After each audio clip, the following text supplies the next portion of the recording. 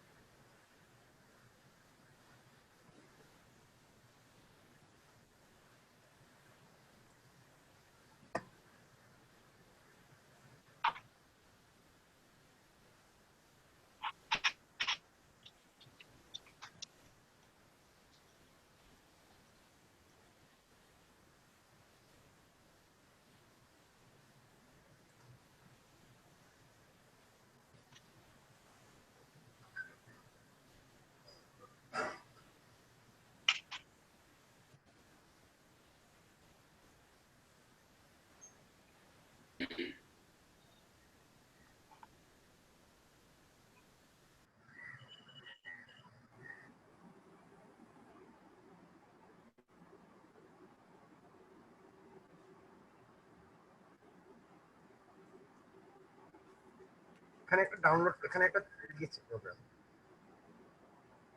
ওখানে হচ্ছে তো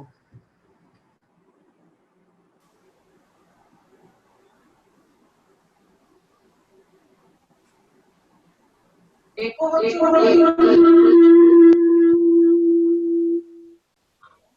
Good morning, everyone. I request moderator to start the session. Good morning, ladies and gentlemen. It's an echo, sir.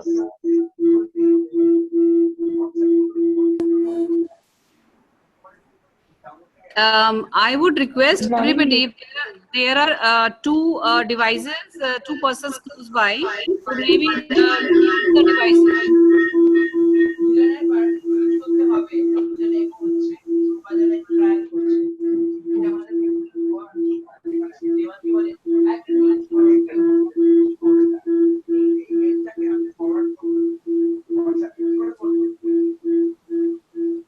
I request the admin to please mute all the devices.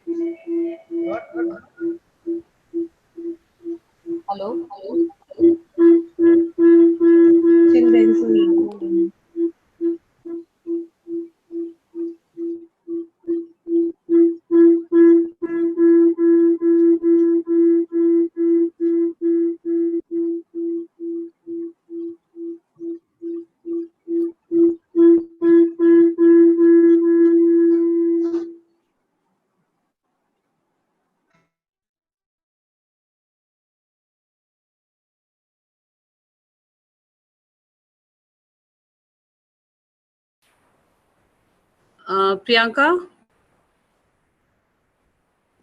Yes, ma'am. Yeah, you can start. I think now it's Good fine. Yeah, thank you, ma'am. Good morning, ladies and gentlemen. I welcome you all to this session too. The topic for the discussion will be sustainable development, and our esteemed speakers for this session are Dr. Sumanta Datta, Dr. Dishu Shankar, and Advocate Vijay Kumar Chalani. I welcome them all to the International Conference ICST 2020. Speaker one will be Dr. Sumanta Datta. I once again welcome you all, and I would request the first speaker, Dr. Sumanta Datta, to enlighten us and share his insightful thoughts on this topic. Over to Dr. Sir.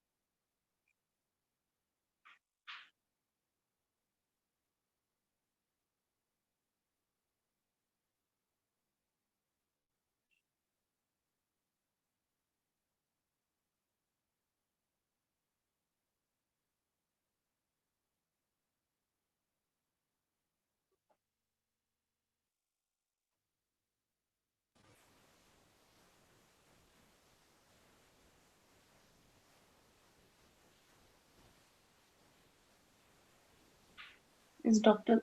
Datta is unmuted?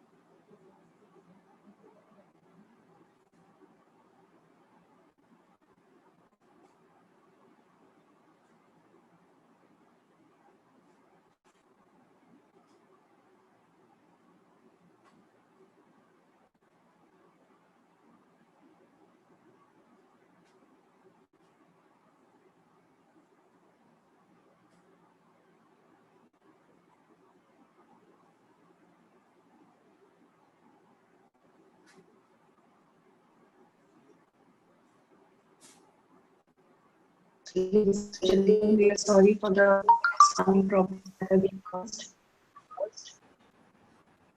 I would Priyanka, like to request our next. yeah, go ahead. Uh, Go ahead. yes, I would like to invite our next speaker, Dr. Krishnendu Sharkar, who would be sharing his insightful thoughts on this topic of sustainable development. Over to you, sir.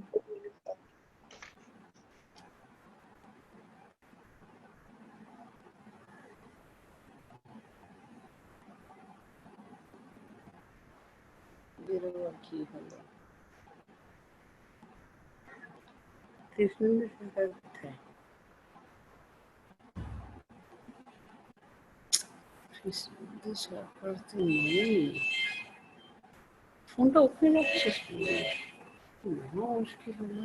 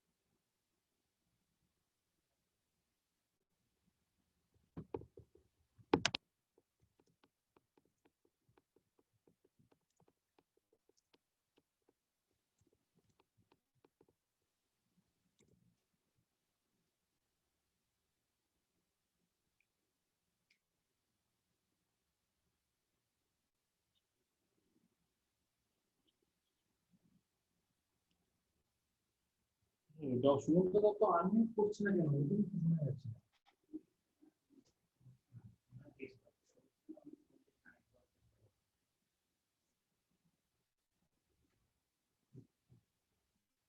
কেউ of করে রাখেন।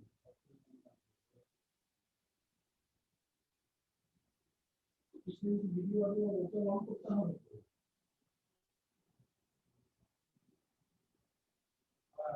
ওর desktop থেকে হচ্ছে না, এইসব বোকার লোক desktop থেকে হচ্ছে না।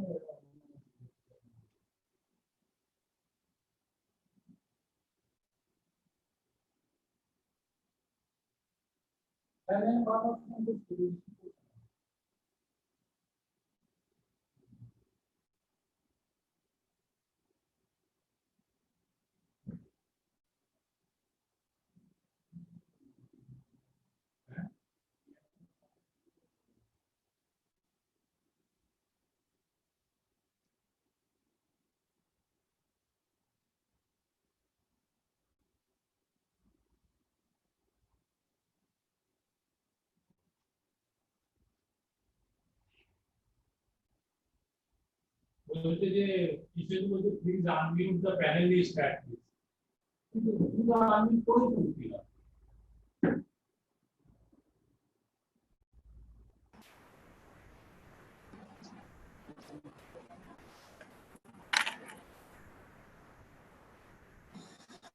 Dr. Sarkar, your system should shows as mute because it is not muted from our end. Can you hear me? It is not mute from our end. Can you just please click on unmute button?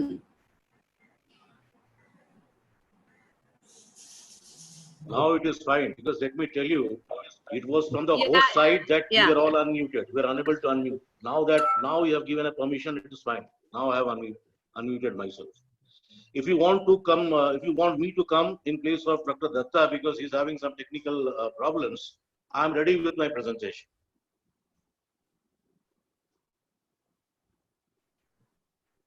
Yes, sir. Please go ahead, sir. You want me to start the presentation? No, no, no, no. There is a. Dr. Datta Yes, is sir. supposed to start. Dr. Datta is having some problem with his system. His laptop is not working probably. There's some problem with the sound. So the moderator has asked you already to speak. So we are waiting for you to speak actually. Please So allow me to as share. long as... Please allow me to share. Yeah, yeah. Yeah. Please allow me to share. Thank you. Can you allow me to share my presentation, please? Yes, yes. Yes. Please go ahead. Okay, fine. Let me share my presentation without much ado. I'm very sorry because of some misunderstanding.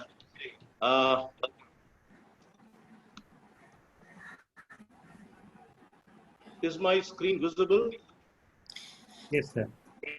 Yes, yes, it is visible. Perfect. Thank you. Thank you. Good morning from India. And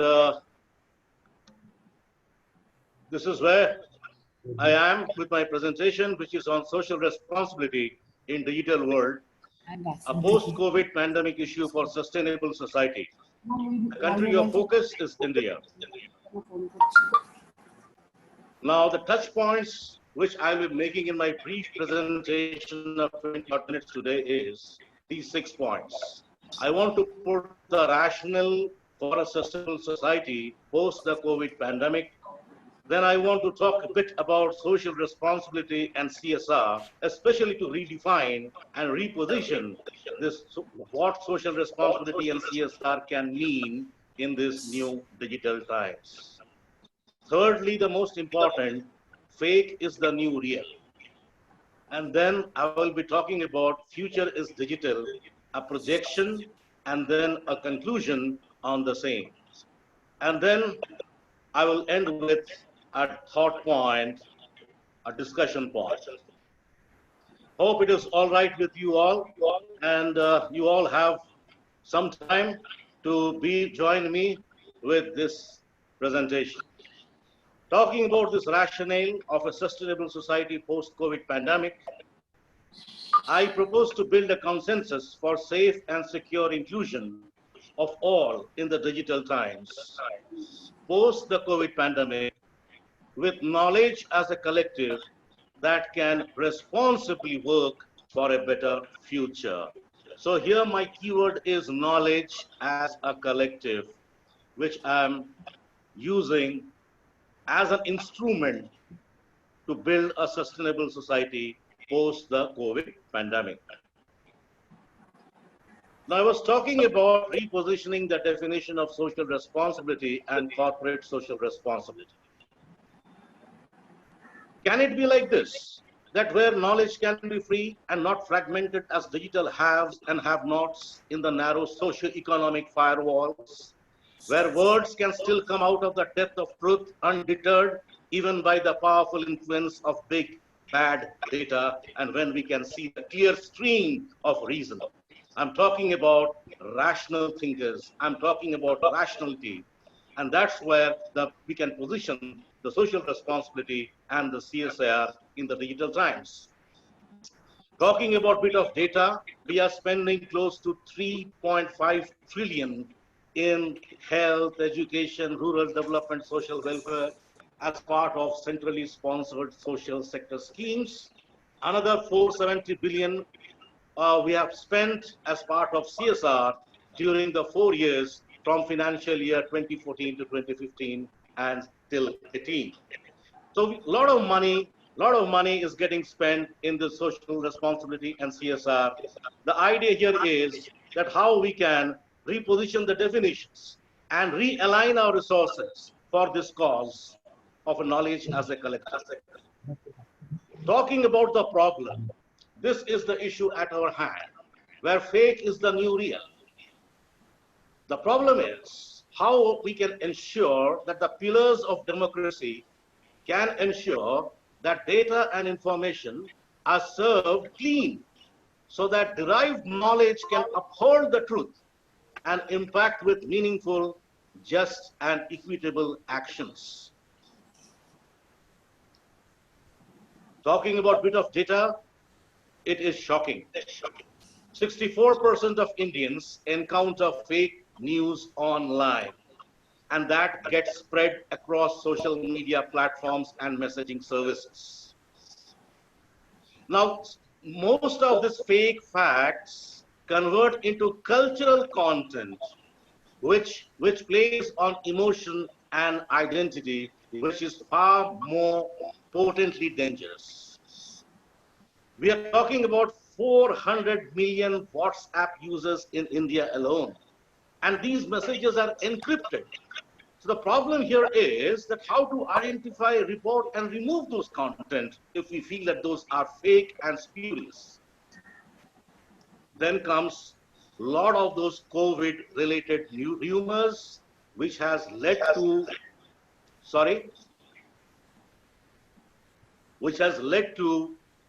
harassment of doctors, healthcare staff, hospitals getting vandalized. Now these have become COVID realities, some because of those fake news and the rumors. So these are something which probably are hampering our society. So what is the projection with future is digital?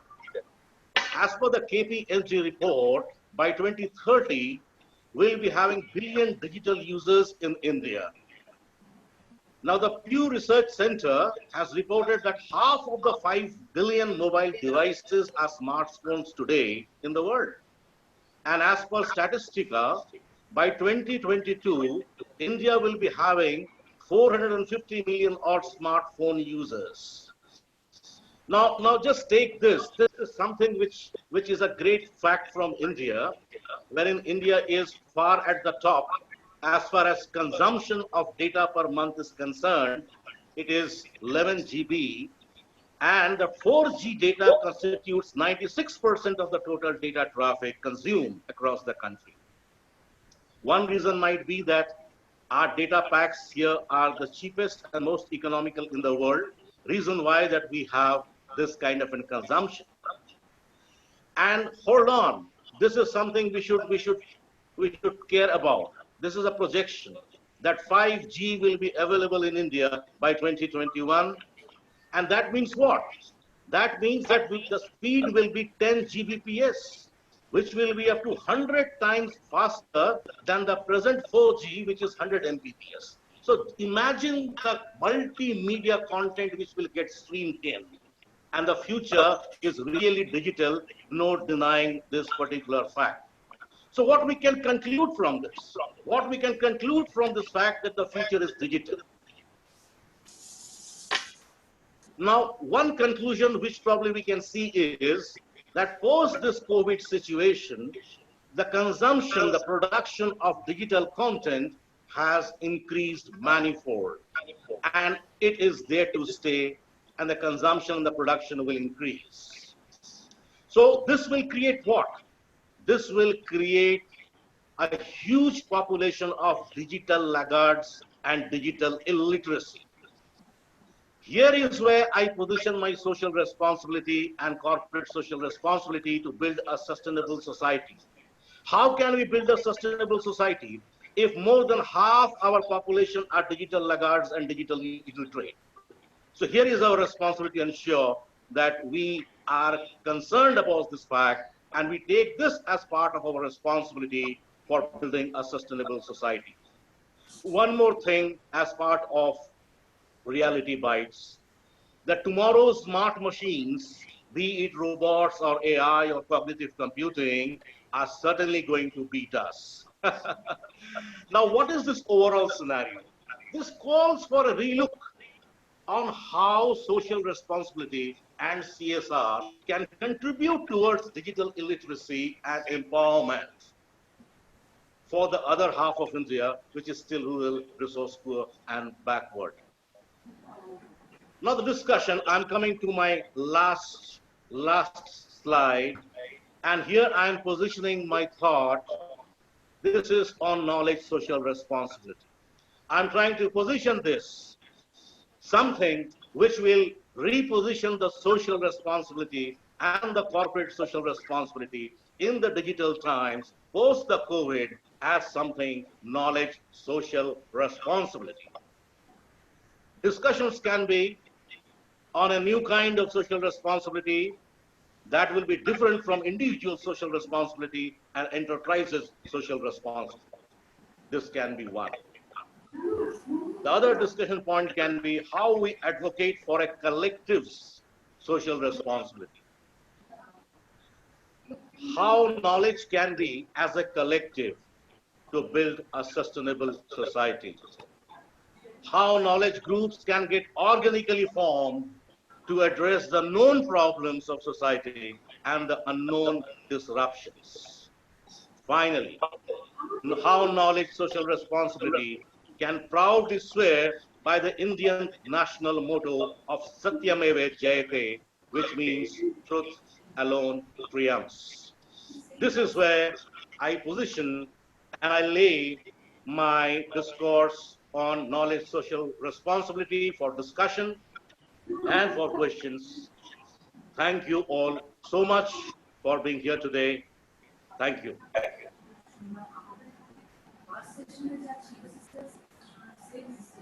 Thank you so much, sir, for sharing your insightful thoughts on this topic. That was really helpful. Now, I would like to invite Advocate Vijay Kumar Jhalani to share his thoughts on this topic.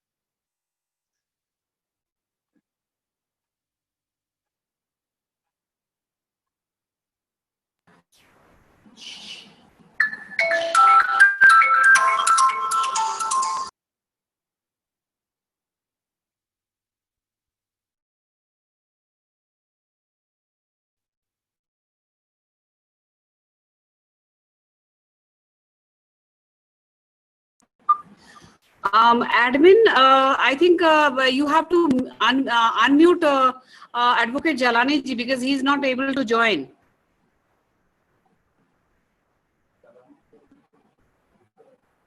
ঢুকতে পারছে না, মিউটটা করতে হবে।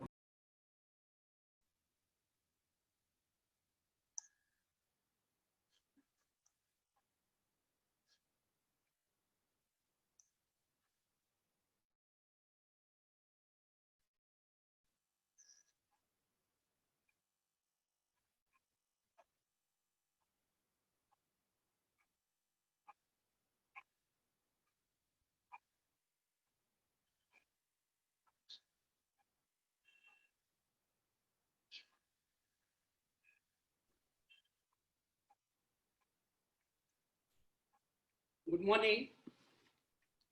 Can you hear me now? Yes, sir. Good morning, sir. Good morning to all.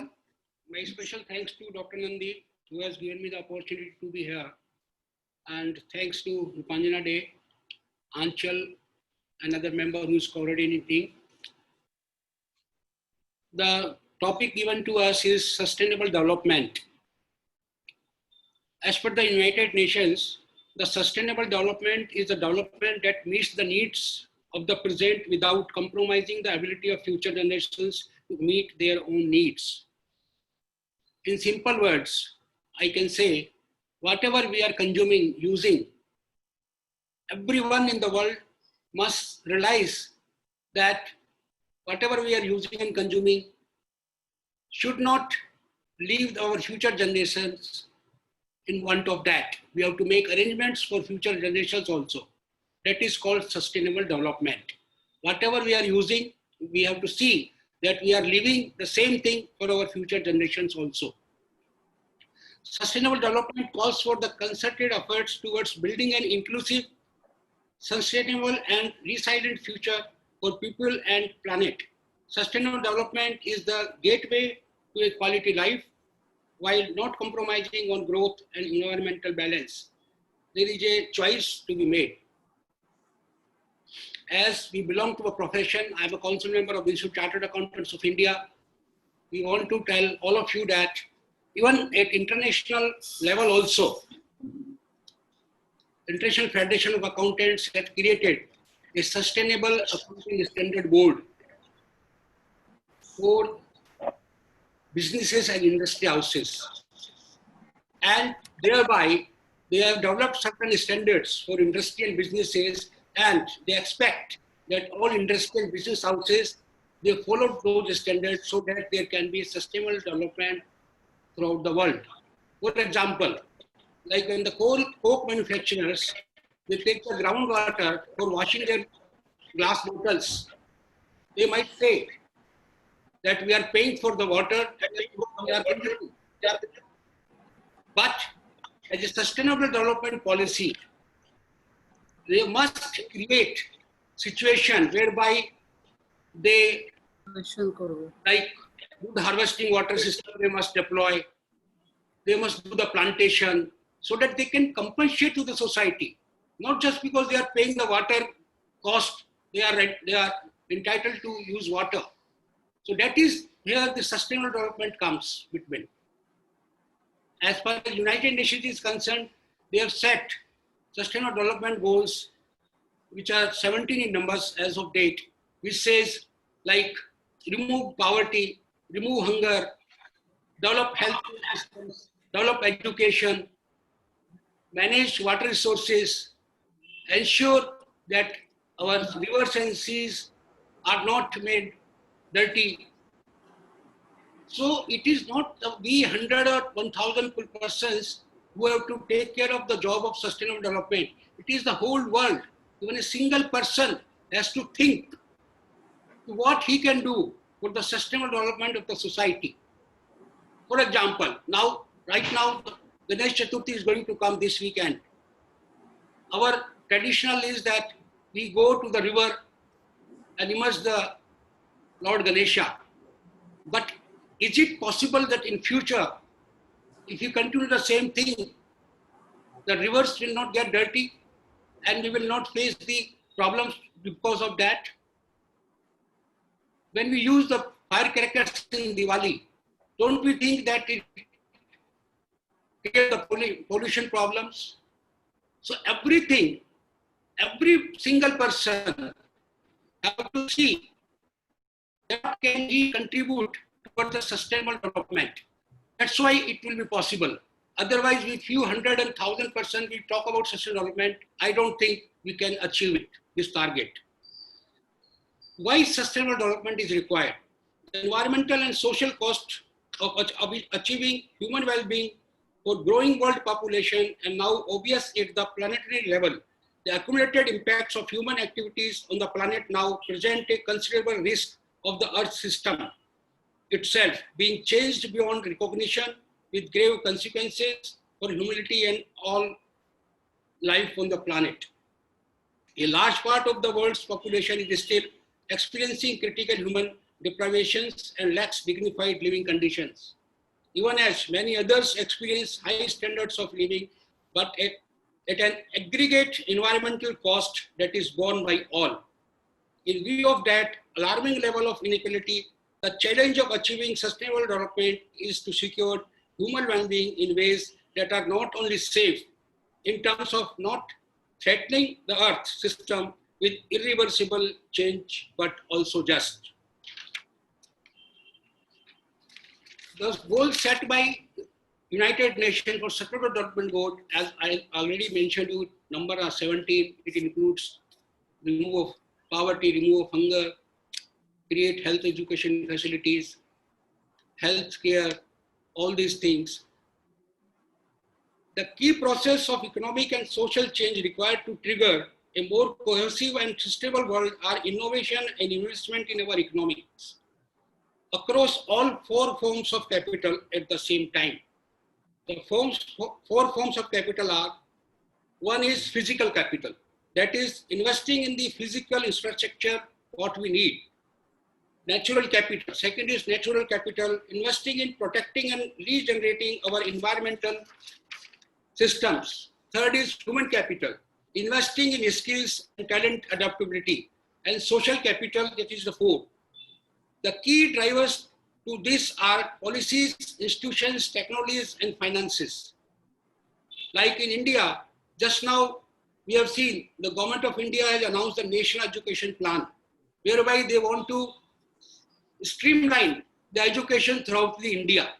That can be a sustainable development program. Like Ayushman Bharat, 500 million people have been provided with medical facilities. That is one of the steps which UN has suggested us among 17. Let me tell you, because recently I did my law graduation also, whatever United Nations have suggested as sustainable development goals, they are all covered in our Constitution of India also. Constitution of India guarantees equality, guarantees education, guarantees healthcare, everything. So this concept is not new. The only thing is we have to decide, are we really serious to carry out this goal of United Nations, that is sustainable development. Thank you very much.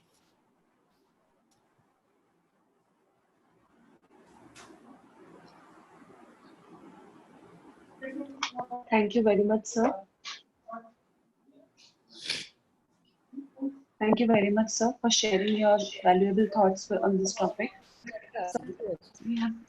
We have one question, sir. How does economic efficiency play a role in sustainable development? Like I told you that International Federation of Accountants created a society called Sustainable Accounting Standard Board, and where they are issuing industry-specific economics to all industries. That, like I gave you the Coke example.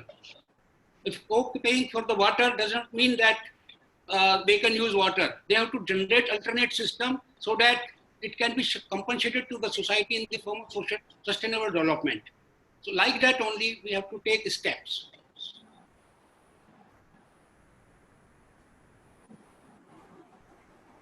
Thank you so much, sir. Thank you so much, Advocate Vijay Kumar Jhalani, for sharing these thoughts. So we have another question.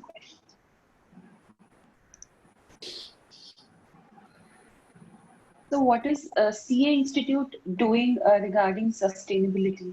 Very good question. We have this question from one of the...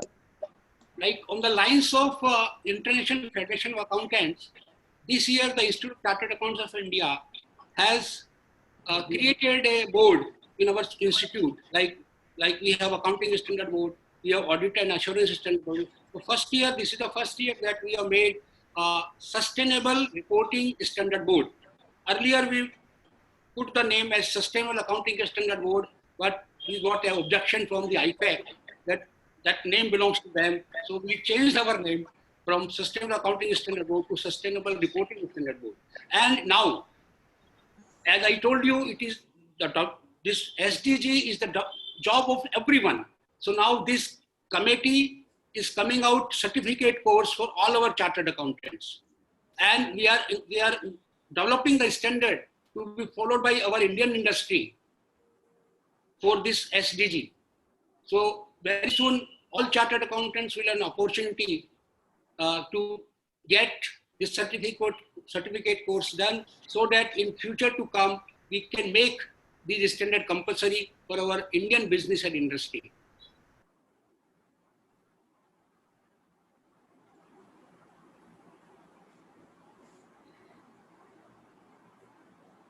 Thank you so much, sir, for the answer. I'm sure your thoughts and the way you guided us for the purpose of sustainability will help a lot of us, and we will do our bit to build a sustainable environment around us. Thank you so much, sir.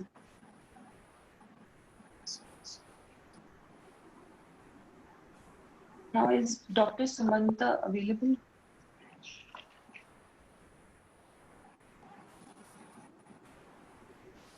Dr. Datta, have you sorted the problem. I think he had a problem with his system.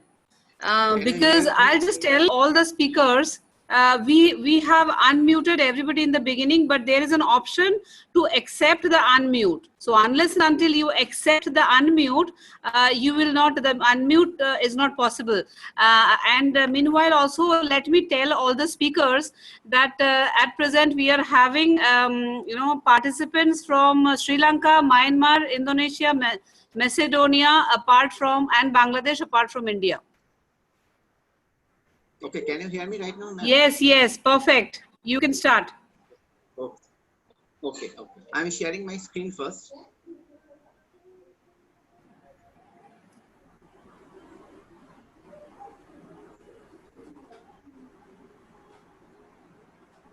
Okay, first of all, thanks Touriosity Private Limited, particularly two important eminent persons of Touriosity, Dr. Pratush Nandi and Dr. Rupanjana De, for kindly allow me to come to the second consecutive session of this ICST 2020.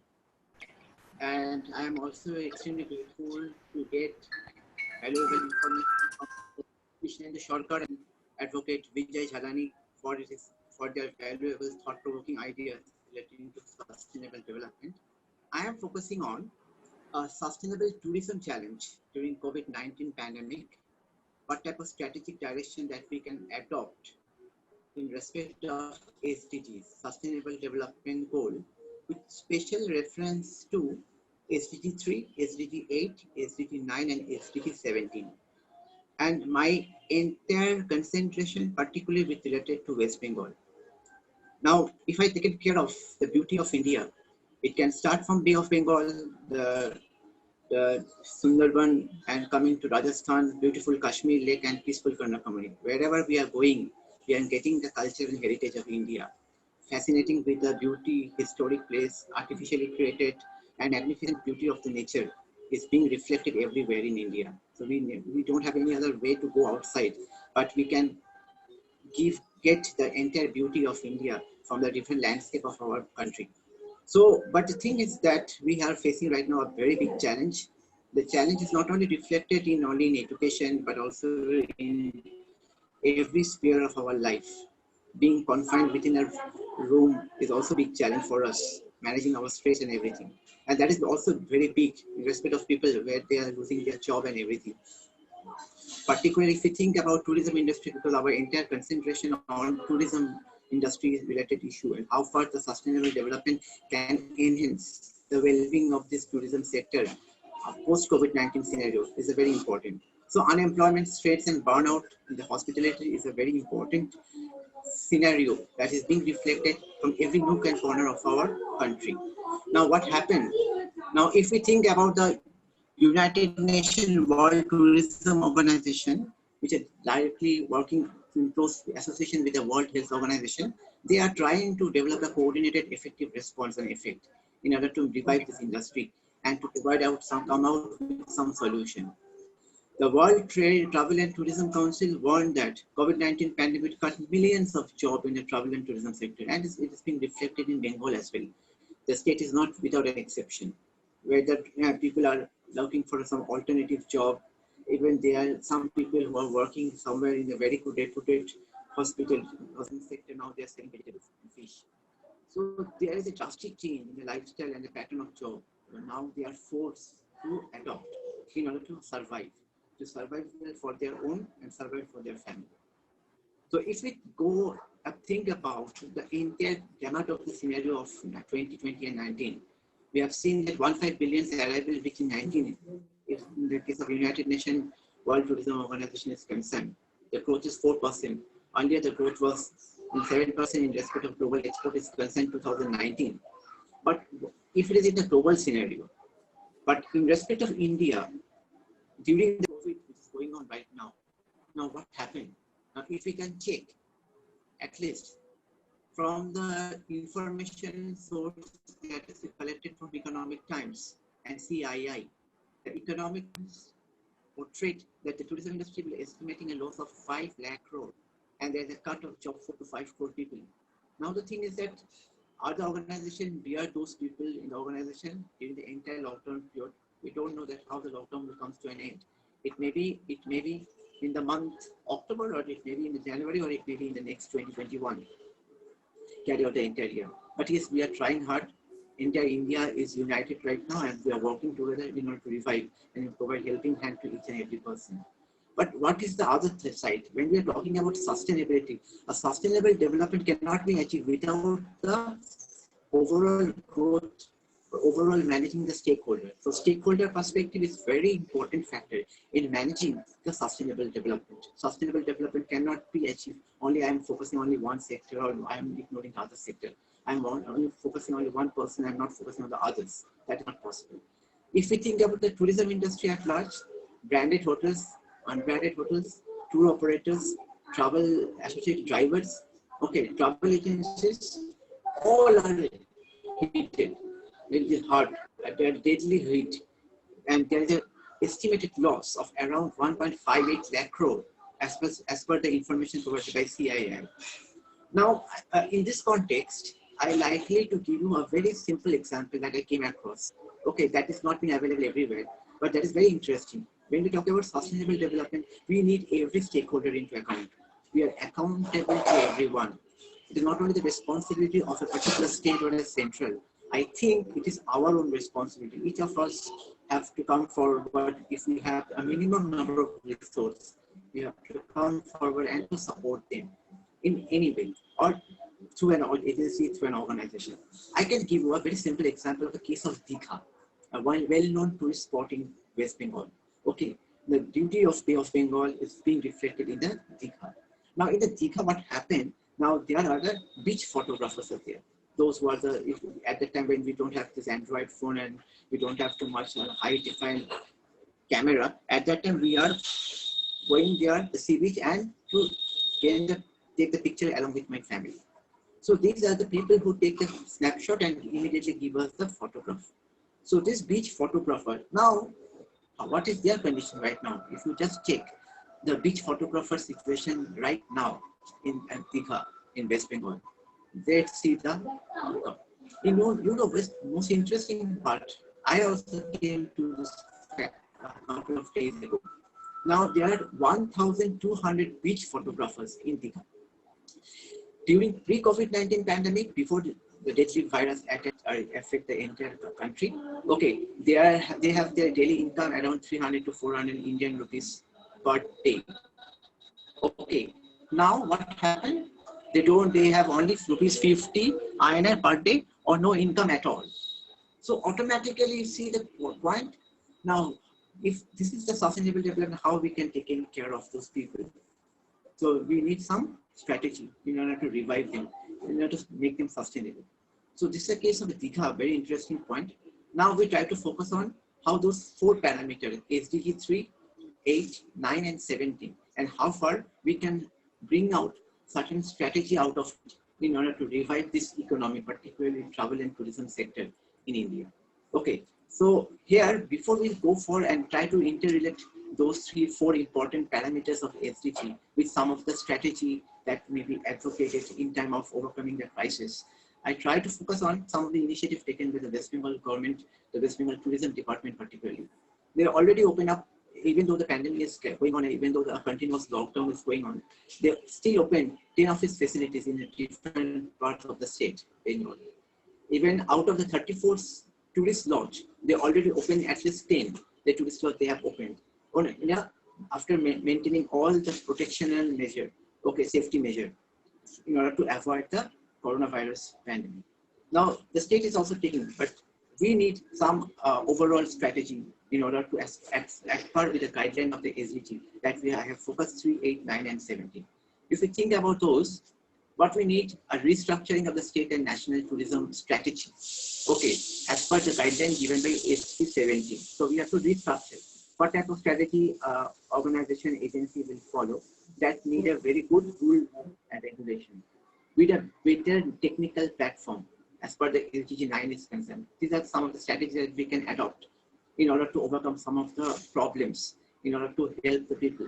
Okay, convincing the health and hygiene problem. If we open some of the tourist facilities on a miniature form.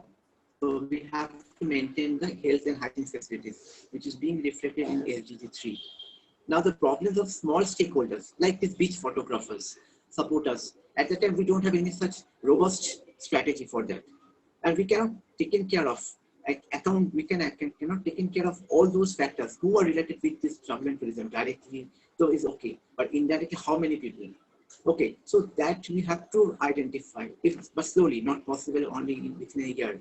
It will need a very long strategy in order to overcome. So this type of small stakeholders we have to identify, and with the help of any kind of state level initiative, national level initiative, or regional level initiative, we have to support them to revive them.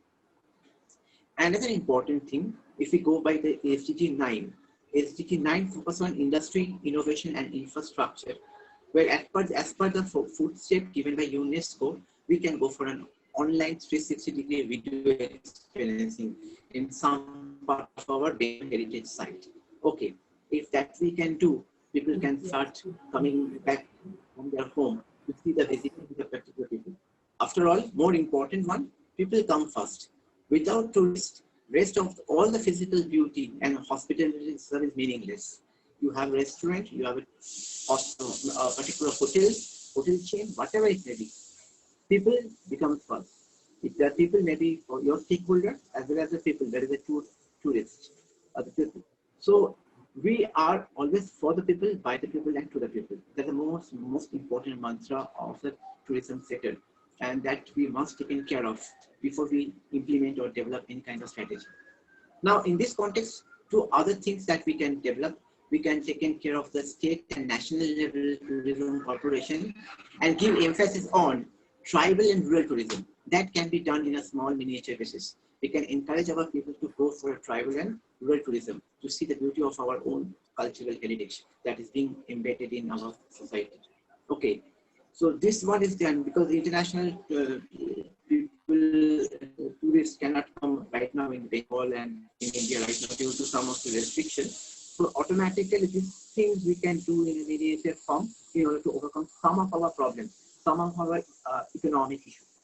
So what we need, as we know that we learn from yesterday and live for today, and we are for tomorrow.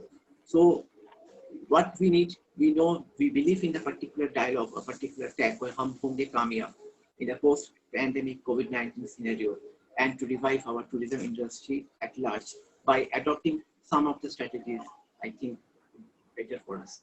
Okay, thank you for giving me the time to present my PPT and share my thought with all of you. All the esteemed people. Thank you so much, sir. Thank you.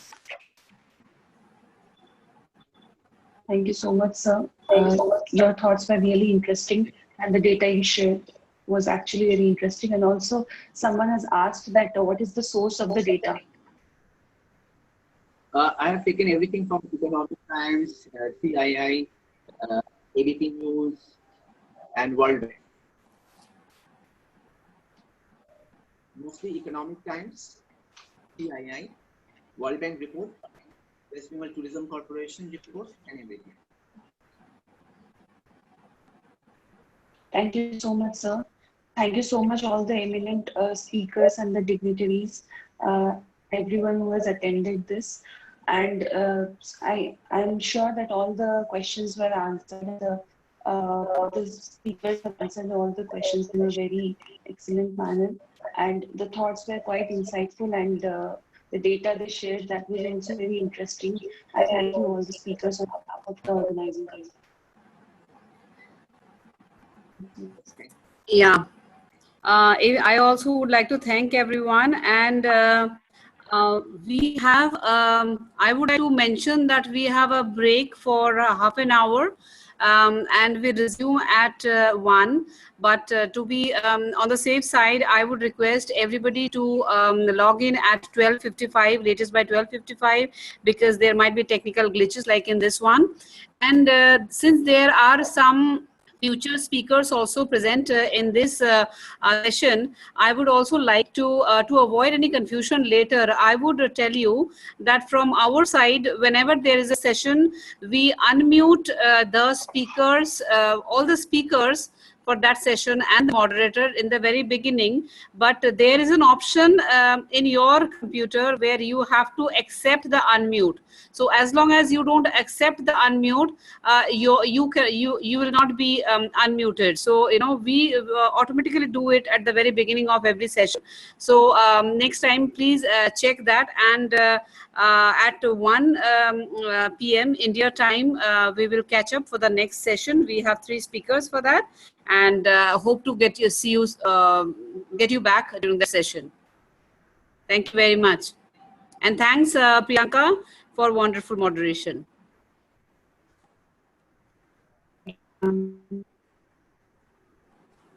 Stop करो.